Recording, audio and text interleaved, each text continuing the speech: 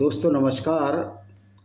आशा है कि आप अच्छे होंगे। आज हम इस पर चर्चा करेंगे कि कुछ लोग जो अपने को मार्शल कौम कहते हैं, मार्शल जातियाँ, सारी की सारी मार्शल जातियाँ, मैं उन लोगों पर टिप्पणी कर रहा हूँ जो पूरी जाति को मार्शल बताने में कोई कोताही नहीं बरतते।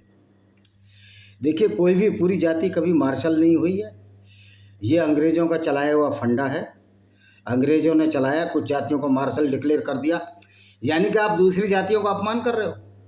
जब दूसरी वाली जाति वाले पासी भाई हमारे कहते हैं हम भी मार्शल थे, तो कहते हैं हाँ आप भी मार्शल थे, उदा पासी थे, तो फिर सारी तो मार्शल हैं, फिर कमज़ोर जाति कौन सी है? अगर तुम मार्शल जाति रोने का हबुआ खोपते हो तो फिर मराठों को तो महारों ने हराया था। तो महार अपना अगर स्वाभिमान दिवस मनाते तो आपको क्या दुख है? यानी कि उनका स्वाभिमान दिवस नहीं मनाना दोगे आप। कहते वो तो गद्दार थे, अंग्रेज़ों के साथ लड़े थे। तो ये सैफ अली खान का बाप का जो दादा था, इफ्तेखार अली खान, जो इंडिया टीम से इंग्लैंड से खेलता था, वो भी तो गद्दार था, वो भी तो अंग्रेज़ों का गुलाम था। ये माधवराज सिंधिया भी अंग्रेज़ों का गद्दार था, वो तो बीजेपी की कैबिनेट रैंक में मंत्री बना हुआ है।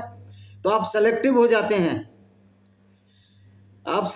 जाते हैं, जब जो महाराष्ट्र में जो महारों ने लड़ाई जीती उसका वो अगर वो मनाते हैं तो आप लड़ाई झगड़ा करने लगते हैं, आप सेलेक्टिव हो जाते हैं। ये सिलेक्शन है तो आप तुम्हारा। और मार्शल के नाम पर भी इसी तरह का सिलेक्शन है। आप राणा प्रताप को कहते हो बहादुर थे, तो उसको तो हम भी मानते हैं बहादुर थे, राणा प्रताप जी को। छत्रपति शिवाजी संभाजी को बहादुर मानते हैं, गुरु गोविंद सिंह को भी बहादुर मानते हैं। लेकिन उन लोगों को क्या करोगे जो अपने आप को मार्शल कहते हैं और उसमें से सारे कन्वर्टेड हो गए, इस्लाम में चले गए। 3 वजह से आप कन्वर्टेड हुए। या तो आपको लालच था, अगर आप लालची हैं तो फिर काहे के मार्शल है? आप लालच में फंस जाते हैं, आप लालची हैं, और लालची व्यक्ति कभी मार्शल या बहादुर हो नहीं सकता। वो तो स्वार्थ में इतना अंधा होता है, वो कहीं भी गिर जाता और गिरने की कोई लिमिट नहीं होती। आज देखिए, आपको भारत में अपने आप को मार्शल कहने वालों के पूरा का पूरा कुनबा मुस्लिमों में तब्दील हो गया। पश्चिमी उत्तर प्रदेश में 12 गांव तो मेरे ज़िले में ही हैं जो राजपूत थे, जो मुस्लिम बन गए, जिसमें डासना है, मसूरी है, पिपलेड़ा है, मदापुर, न जाने 12 गांव तो जब ही मुस्लिम बन गए थे। तो अगर लालच में बने तो आप बहादुर नहीं हैं। और जो पूरी कौम का जो ठेका लेते हैं हमारे हिंदू जो राजपूत हैं, मैं उनसे यही कहना चाहता हूं कि आप बहादुर हो, आपको सलाम, आपके बहादुरी को सलाम। लेकिन आप सबका ठेका ना लो कि राजपूत सारी कौम बहादुर थी। जो डरे और या जो लालची थे वो बहादुर हो ही नहीं सकते।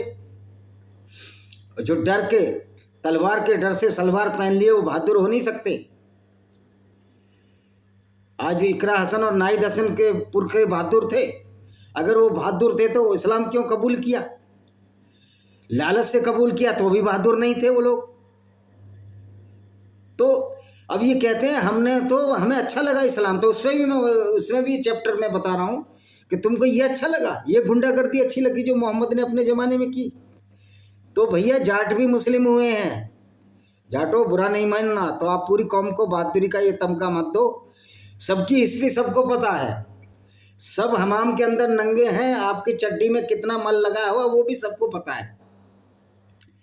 हर जाति के लिए कह रहा हूँ जो अपने आप को मार्शल कहते हैं, तो कोई भी जाति मार्शल नहीं होती। और ना मैं जाटों के खिलाफ हूँ, ना राजपूतों का, मैं किसी के खिलाफ ही नहीं हूँ, इंसानियत के खिलाफ नहीं हूँ। लेकिन ये झूठा जो अहंकार लिए बैठे हो ना तुम, यही तुम्हारे सर्वनाश का कारण है। यानी कि मार्शल के नाम पे दूसरी जातियों को तुम छोटा समझना, दूसरी जातियों को कहना मार्शल ही नहीं है, तो आप उनका असम्मान कर रहे हैं, आप उनका निरादर कर रहे हैं। ये बहुत बड़ा अपराध है। तो ये जो मार्शल कहने वाले लोग हो, आप मार्शल हो सकते हो अगर आप हिंदू हो, आपने धर्म परिवर्तन नहीं किया, तो आप लालची भी नहीं हो, आप कायर भी नहीं हो, तलवार से डर से सलवार नहीं पहनी है। और पाकिस्तान में तो सारे जाट, राजपूत और मुस्लिम, सारे बकरवाल जिनको गडरिये कहते हैं, और कश्मीर में भी हैं गुर्जर बकरवाल मीन्स गडरिये, वो सारे के सारे तो कन्वर्टेड हो गए। तो फिर वो अपने आप को मार्शल कहते हैं। जावेद मियाँदाद के पुरखे भी हिंदू थे, वो धमकाता है कि कमज़ोर कौम है, तो कमज़ोर कौम तो आप हो जो कन्वर्ट हो गए, तलवार के डर से सलवार पहन ली जिन्होंने। तो कोई भी कौम पूरी की पूरी मार्शल नहीं होती, पर्सन टू पर्सन होता है। इसी में जयपुर के राजा थे जिन्होंने अपनी लड़कियां दी, कह रहे वो तो दासी पुत्री थी, वो तुमसे तो छीन के ले गए ना। अगर दासी पुत्री थी, हिंदू पुत्री थी, तो तुमसे तो ले गए ना, और तुम्हारी औकात ही नहीं थी। तो राणा प्रताप ने तो सही बोला जयपुर वाले खानदान को कि अपने फूफा मान सिंह को नहीं लाए तुम, तो इसमें चिढ़ काहे की है? ये तो इतिहास है। जो कन्वर्टेड हुए उनकी तो आप तारीफ नहीं करो, उनकी तो हौसला अफजाई मत करो। वो तो एक ऐसी विचारधारा को मानकर कन्वर्टेड थे जो दुनिया में दहशत फैरारी, और जिनका पैगंबर एक बहसी और दंडिया इंसान था जो लोगों को कत्ल किया करता था, जो औरतों को लूटकर बाजारों में बेचता था। तो ये जो जाति का तमगा है कि पूरी कास्ट मार्शल है, अंग्रेजों ने तुमको बेवकूफ़ बनाया और तुम मार्शल थे, अंग्रेजों की गुलामी करते रहे। मराठा कुर्मी जो सिंधिया है वो अंग्रेजों की गुलामी करता रहा। ये सारे के सारे अंग्रेजों की गुलामी करते रहे, और जिन्होंने गुलामी नहीं की उन लोगों का क्या हासिल हुआ? उन पर ना जमीन बची ना जायदाद बची। जितने राय साहब थे अंग्रेजों के गुलाम थे। धनकली गुर्जर का इतिहास है, वो लड़ी। कोतवाल साहब का इतिहास है, धन सिंह नाम था, क्या नाम था, रामकली गुर्जर और धन सिंह कोतवाल का इतिहास है, लड़े। लेकिन प्रणब सिंह तुम तो बहादुर खानदान के लगते नहीं हो। तुमको तो जमीन जायदाद दी नजीब खान रोहलों ने। तुम पठानों के गुलाम थे और अभी भी गुलाम हो। जब तुम्हारे महल पर, जब तुमने कुरान की सही बातें की, महल पर कब चढ़ाई कर दी, तब ये गुर्जर समाज कहाँ चला गया था? तब ये बहादुरी कहाँ छिप गई थी इनकी? बहादुर कमजोरों पर ही अधिकार जमाने को बहादुरी नहीं कहते, और ये काम तुम बखूबी करते हो। मदन भैया कह रहा था कि हिंदू मुस्लिम गुर्जरों का तो भाईचारा है। तुम्हारा भाईचारा तो जब ही खत्म हो गया जब वो मुसलमान बन गए, क्योंकि इस्लाम में सूरह अल बकरा में साफ साफ कहा है, और साफ साफ और बहुत सी आयतों में कहा है कि कोई भी मुसलमान किसी गैर मुस्लिम का भाई नहीं हो सकता। तो ये मूर्खता चलाई क्यों जा रही है? अहीर भी घोसी बन गए। अहीर अगर मार्शल अपने को कहेंगे तो सारे अहीर तो हिंदू नहीं है। पाकिस्तान में अहीर मुसलमान है, जो भी थोड़े बहुत हैं, बहुत ज़्यादा संख्या नहीं है।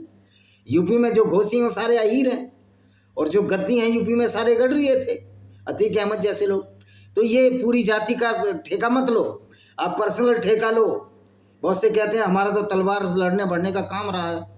तुम्हारी तलवार की धार को कुंद किया है, मुगलों ने आके कुंद किया तुम्हारी तलवार की धार को।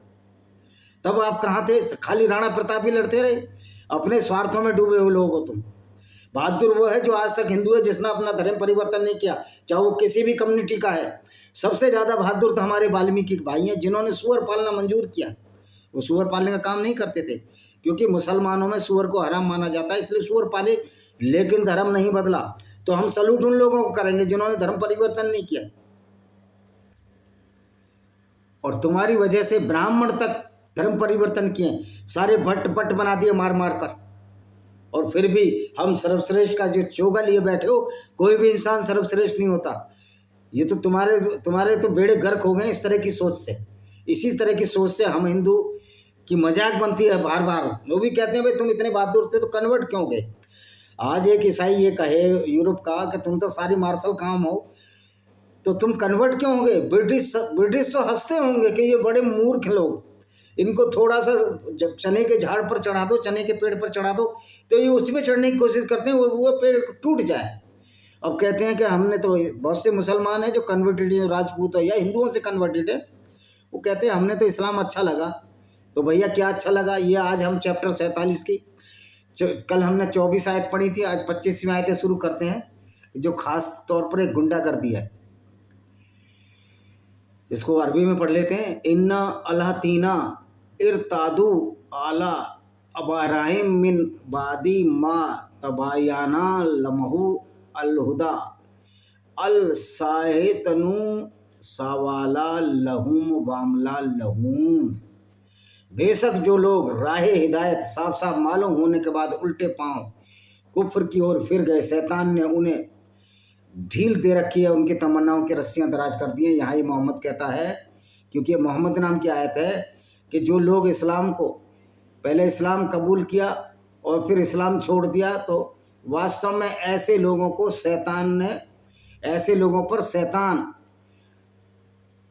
को शैतान ने बहका दिया है। मतलब शैतान ने बहका दिया है, तो भाई अच्छा है, शैतान बहकाता तो अच्छा है कम से कम। नहीं तो इससे अगर शैतान नहीं बहकाता हिंदू या गैर मुस्लिमों को, तो फिर मोहम्मद की तरह काफिले लूटते, मोहम्मद की तरह लोगों को कत्ल करते। मोहम्मद की तरह औरतों को बाजारों में बेचते, जैसे मोहम्मद ने बाजारों में बेचा। तो शैतान तो मोहम्मद से बहुत अच्छा है। शैतान तो लड़कियां नहीं लूटता था, शैतान तो सिर्फ यही काम करता था। उसने जो इनका नकली आदम था, जो कहते हैं दुनिया आदम से और हवा से बनी है, जो झूठ है, हमने कल ही साबित किया। तो शैतान ने तो किसी की लड़कियां नहीं लूटी। मोहम्मद भी रावण भी शैतान से बहुत अच्छा हुआ, उससे अल्लाह से बहुत अच्छा। तो शैतान तो मोहम्मद से लाख गुना अच्छा है। असली शैतान तो यही है जो ऐसे काम करते रहे, जो दूसरों को लूटते रहे, काफिले लूटते रहे, बाजारों में उनकी औरतों को बेचते रहे। तो शैतान कौन है, इसका फैसला आप करो।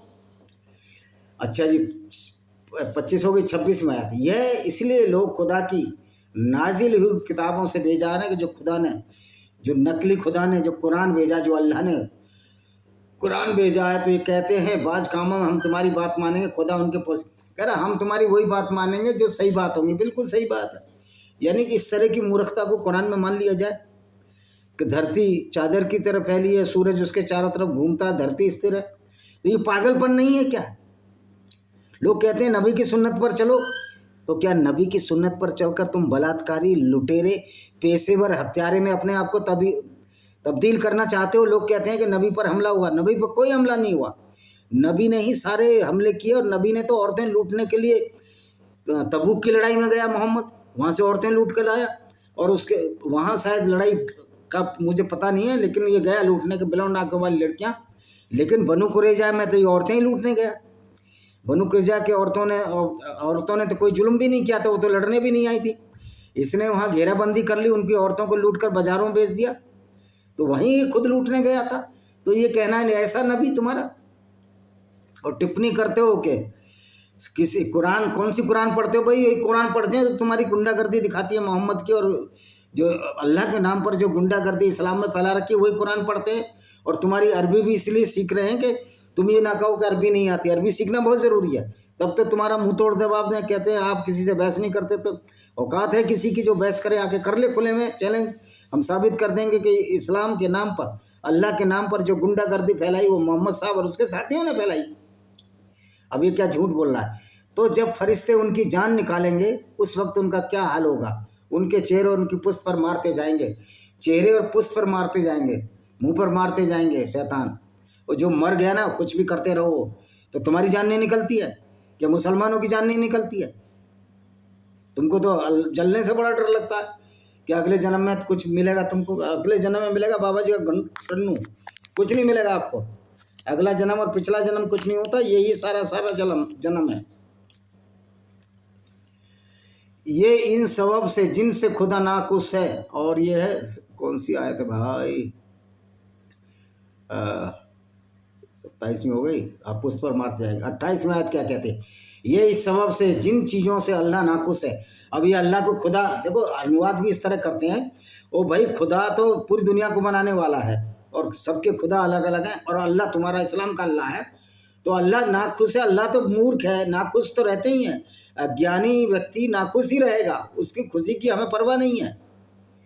उसकी तो ये पैरवी लोग करते हैं जिसमें अल्लाह की खुशी है, उससे बेजार है। तो अल्लाह की खुशी तो इसमें है कि गैर मुस्लिमों की औरतों को लूटते रहो, उनके साथ बलात्कार करते रहो, उनको बाजारों में बेचते रहो, जो तुम्हारे मोहम्मद करते थे। तो अल्लाह की खुशी तो गुंडागर्दी है सारी की सारी। तो अल्लाह ने उनकी कारस्तानियों को अकारत कर दिया। अल्लाह की तो औकात ही नहीं।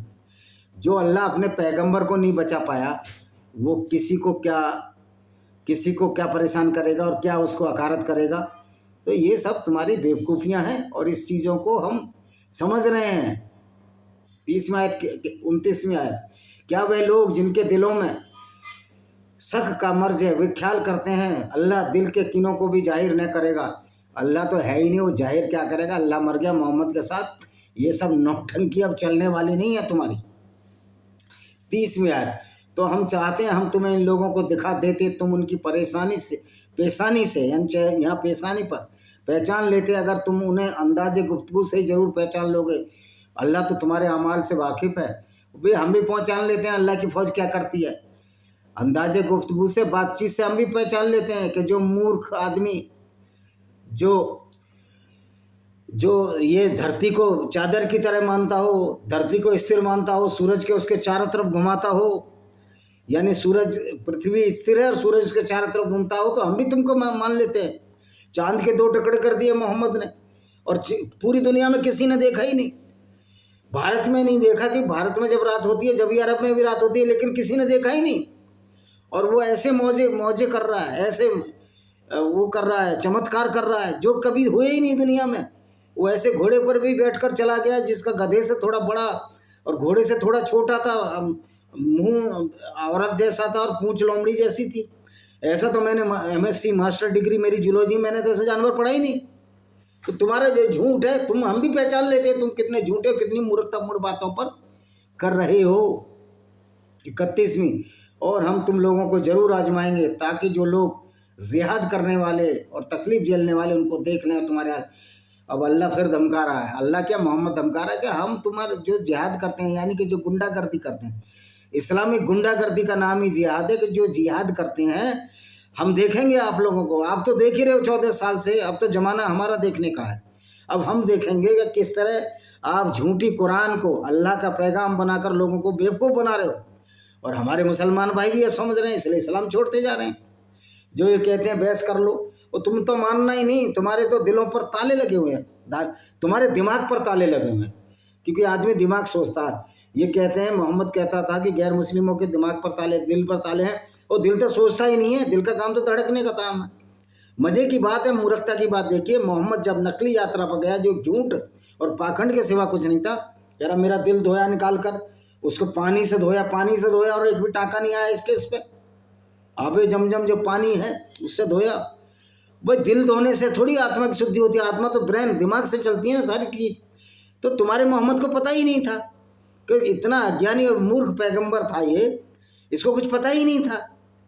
लेकिन लोग अपनी फायदे के लिए, काम वासना और धन लिप्सा की पूर्ति के लिए ये जगह जगह जाके काफिले लूटते थे, औरतों को लाते थे, उनसे यौन पिपासा, काम पिपासा की अपनी हवस को पूरी करते थे।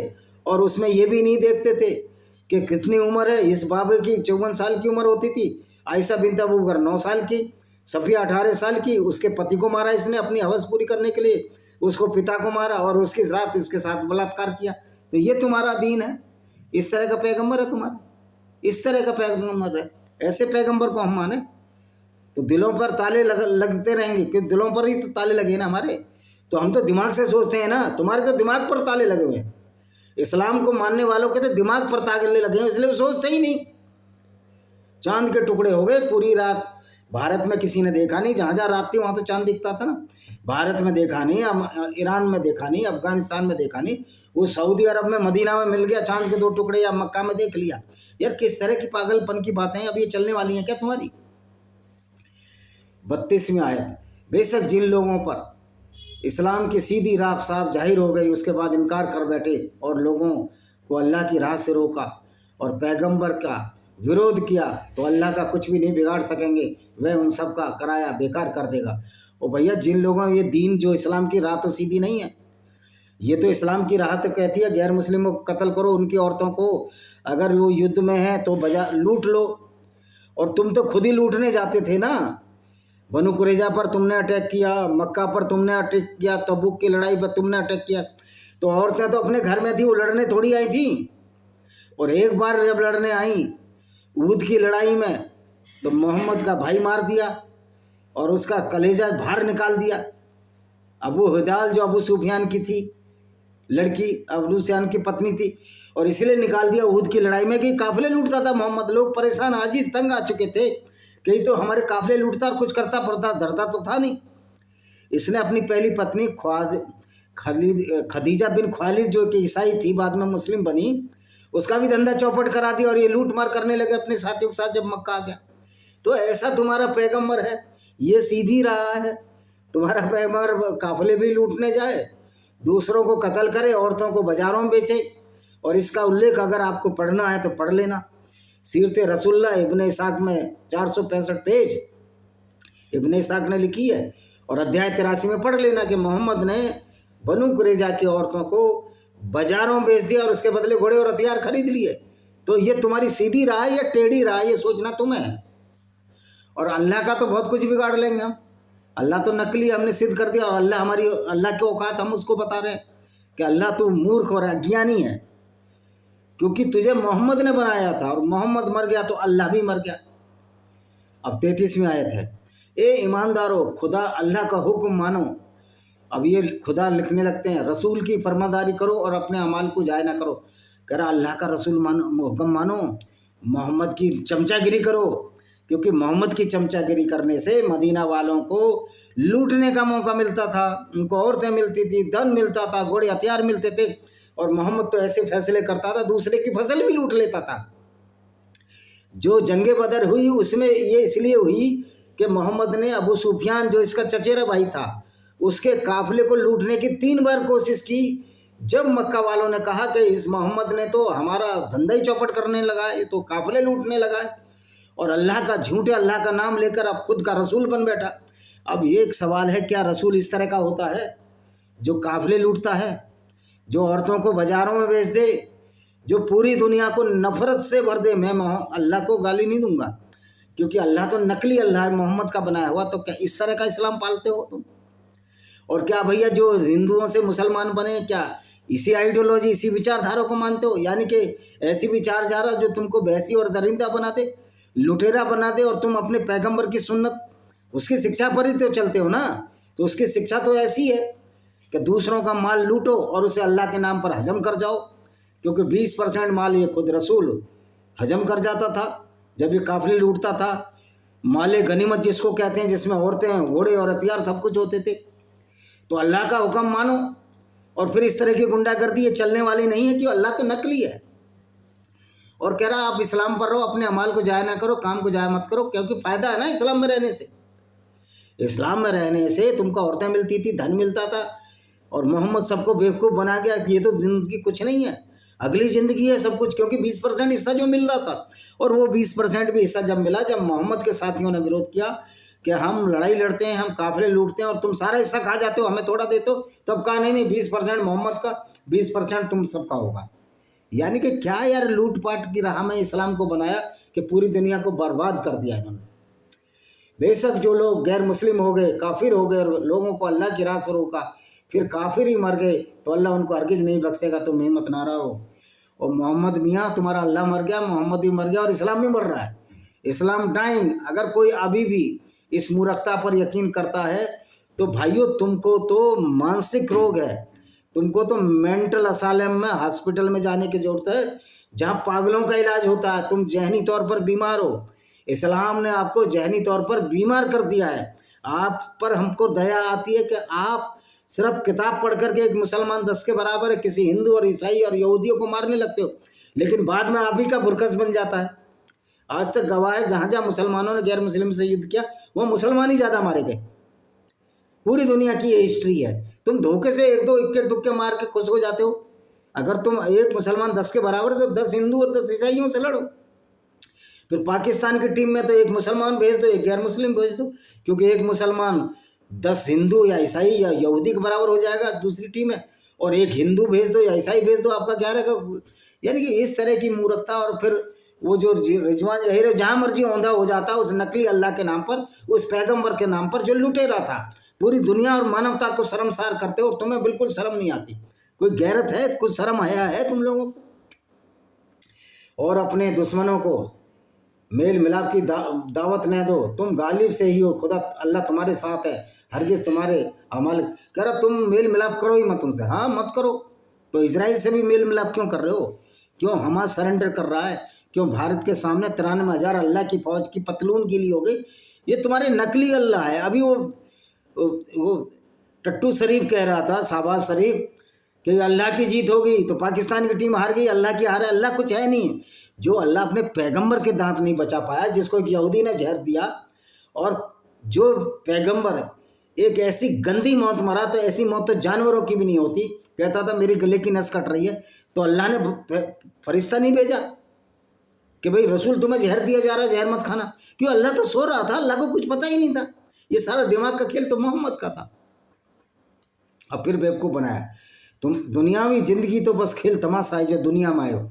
हाँ तो फिर मोहम्मद काफिले क्यों लूटता था दुनिया में? उसको तो बिल्कुल साधु बनकर राम राम माला जप लेनी चाहिए थी, तस्बीह करना था, जो माला उल्टी घुमाते हो तुम। अगर तुम अल्लाह पर ईमान रखोगे और परहेजगारी करोगे तो तुमको तुम्हारे से इनायत यानी कि सम्मान दिलाएगा, और तुम पर मेहरबानी करेगा, तुम्हारे माल नहीं तलब करेगा, यानी लूटते जाओ खाते जाओ पर मेरे को पैगंबर मान लो। ओ भाई अल्लाह मर गया, अल्लाह है ही नहीं। अगर वह तुमसे माल तलब करें, तुमसे चिपट कर मांगे तो तुम जरूर बुखल करने लगो। कह रहा तुमसे मांगे तो मत दो उनको, भाई मत दो, लूटो, लूटने का काम तो है ये तुम्हारा, और क्या है। आखिरी आयत है 38 और अल्लाह तो तुम्हारे किए को जाहिर करके रहेगा। देखो तुम लोग वही हो जो अल्लाह की राह में खर्च करने के लिए बुलाए जाते हो। बाज तुम में ऐसे हैं जो बुखल करते हैं, और याद रहे जो बुखल करता है यानी नहीं जाता, खुद अपने से बुखल अपने से धोखा देता है। खुदा तो बेनियाज है, खुदा तो बेनियाज है, मतलब उसकी कोई मिसाल ही नहीं। हाँ ऐसे अल्लाह की तो कोई मिसाल नहीं है जो ऐसा पैगंबर भेजे जो लुटेरा हो, जो कातिल हो, जो औरतों को बाजारों में बेचता हो। वाकई ऐसे अल्लाह की तो कोई मिसाल हो ही नहीं सकती। यति नरसिंह ने ठीक ही बोला था कि रावण के पुतले मत जलाओ। रावण तो लाख गुना अच्छा है, तो जलाओ तो पुतले मोहम्मद के जलाओ। तो उसने क्या गलत बोला। और यूट्यूब पर ये चल भी रहा है और चलना भी चाहिए। और निश्चित तौर पर एक दिन मोहम्मद के पुतले जलाए जाएंगे, देखना। पूरी दुनिया के गैर मुस्लिम और नास्ते और एक्स मुस्लिम इस मोहम्मद का पुतला इसलिए जलाएंगे कि ये इसकी विचारधारा बड़ी खतरनाक और नफरत फैलाने वाली थी। सारे इकट्ठे हो जाएं तो देखते हैं बीजेपी कैसे जीत जाएगी बिना हिंदुओं के वोट के। तुम उसके मोहताज है, कोई मोहताज नहीं, अल्लाह ही मोहताज है तुम्हारा। क्योंकि कुरान में ही कहा गया है कि अल्लाह ने अपनी फौज छोड़ रखी है, गुंडों की फौज, जो जिहाद के नाम पर गैर मुस्लिमों को कत्ल करेगी। गैर मुस्लिमों को अपने हाथ से अल्लाह कत्ल कराएगा। तो ये थी 38 आयत हो गई, ये था सूरह मोहम्मद। तो भैया जो कहते हैं ना हमने इस्लाम अच्छा लगा, ये अच्छा लगा, जिनका पैगंबर लुटेरा है तुम्हें अच्छा लगा, तो निश्चित तौर पर तुम इस्लाम में चले गए, ठीक है। एक ऐसे गंदे लोगों का इस्लाम में जाना ठीक था, क्योंकि सनातन वैदिक धर्म बदनाम होता अगर ये कुरान को मानते। और अभी भी कुरान को जो पाक पवित्र कहते हैं, मूर्खों तुमको ABCD नहीं आती, तुमको मैंगो नहीं पता कुरान और इस्लाम का। सच्चाई वो है जो हमने बताई है। इसी के साथ हम इस वीडियो को विराम देते हैं। उससे पहले ये लेमेंट of Sinjar by Vijay Kumar Pal, इसको जरूर पढ़िए। किस तरह यजीदी औरतों के साथ अबू बकर अल बगदादी ने बलात्कार किया, कुरान की आयतें पढ़ पढ़कर। वंदे मातरम, जय हिंद, आपका दिन शुभ हो।